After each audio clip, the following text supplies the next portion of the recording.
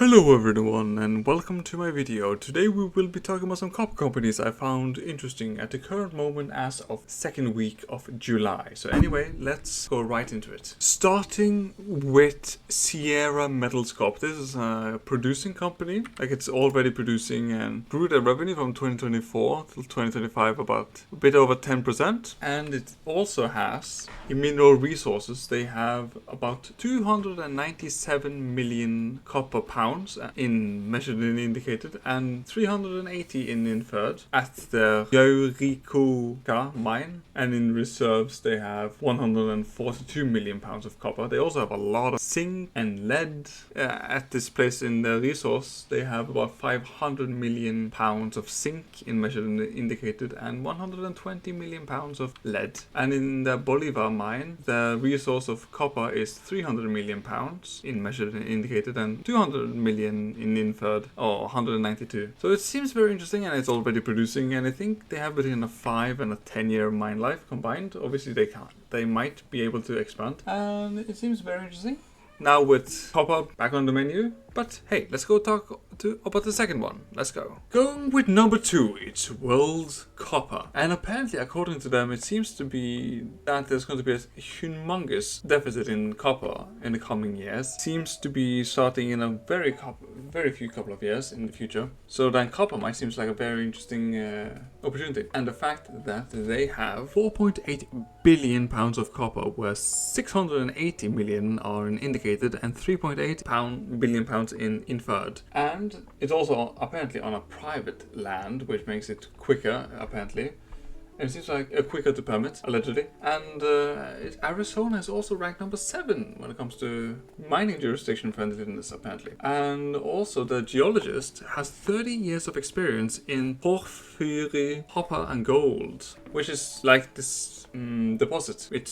So there's like relevant. Anyway, it seems to be that they would have like a production of over between 15 and 20 years, it seems. And they would have 46% IRR and 1.5 billion net present value post-tax. And it seems to be that they could permit it in 3 years, whilst federal land would take 6 to 8 years. So it's very interesting. And it seems like Arizona is supplying the US with 71% of the copper, apparently. So this company seems very interesting. Bear in mind, some of these companies might take a couple of years to get going. So it's a bit of a risk. And going with number 3, it's Arizona Sonora Copper. Due to the apparently copper tariff that the US just implemented, it seems like copper is back on the menu, boys. And this company has, according to what I read, they have 7.2 billion pounds of copper in measured and indicated and 3.8 billion pounds in inferred. So this is going to be a very interesting company in the coming years, and it seems to allegedly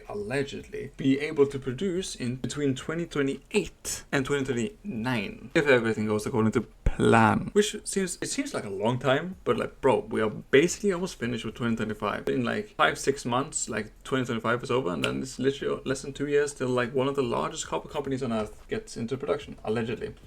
Anyway, and it seems one of the major investors are Rio Tinto, Hub Bay, Institutional, and Management. So, this seems like a very interesting opportunity. Bear in mind they might dilute, and it's going to be like an interesting ride. They have water access.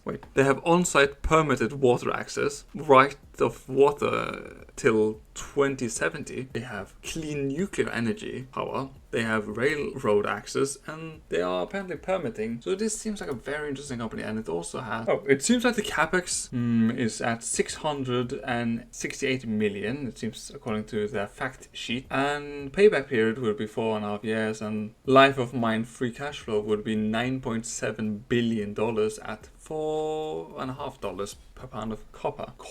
Anyway, seems like a very interesting company. They currently, as of May, have $28 million in cash. Obviously they will probably have to get assistance from the government or some partners, because it's a major project. But it seems like a very interesting company. So bear in mind, capex isn't too much. Anyway, let's go over to the final company on this list. I found an interesting company called St. Augustine Gold and Copper. They seem to have over 4 billion pounds of copper and 7.8 million ounces of gold. Bear in mind, it seems to have been in the development for a lot of years, like significant amount of years now, apparently. And it seems to be, but they might, obviously. They have a 23-year mine life. They are not producing, by the way. But it seems very interesting, though, if they were to produce. It seems like it's in the Philippines, place called, I think it was called King. Oh, that's what it's called. But it seems to have a very high capex of $2.04 billion. Which is insane. But you know, it might be, I don't know, but I just thought I would mention it because it seemed interesting. And if anyone knows anything more about this company, that please correct me in the description chat. And I hope this has been an interesting video. Obviously, I'm going to be honest, I'm not invested in these 4 companies mentioned in this video. Out of these 4, I'm the most interested in the third one, which is Arizona's Sonora Copper. In my mind, it seems to have the highest upside, in my opinion. Obviously, that's only my opinion. None of this is financial advice. Tremendously hope that you found some wonderful enjoyment and entertainment from this video. And bear in mind that things can change. I don't know. But anyway, I hope you've thoroughly enjoyed this. Have a most pleasant weekend or week. Take care. Peace.